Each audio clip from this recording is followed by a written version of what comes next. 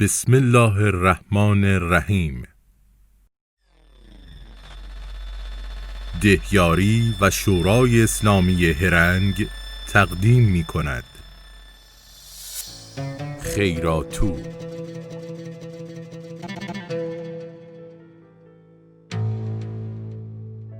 خیراتو یا عرفاتو یکی از آثار ناملموس ارزشمند و به جا مانده از گذشتگان در روستای هرنگ و منطقه بستک می باشد که از قدیم الایام در این منطقه رواج داشته و سینه به سینه به نسل‌های امروزی منتقل شده است.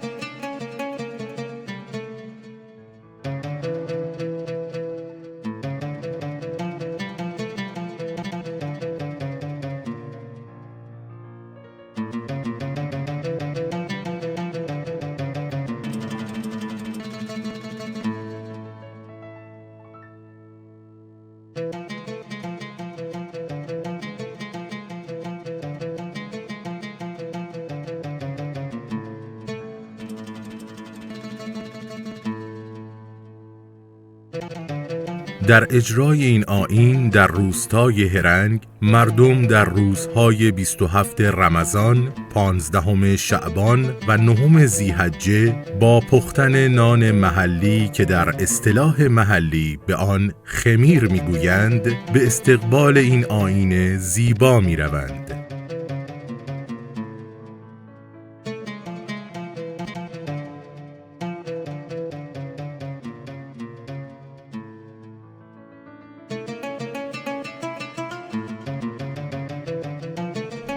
زنان بعد از آماده کردن ابزار و وسایل پخت نان، نانها را میپزند و آنها را بین همسایه‌ها، دوستان و آشنایان تقسیم می‌کنند و مقداری از آن را برای کودکانی که برای جمع آوری خیراتو به درب خانه می‌آیند کنار می‌گذارند.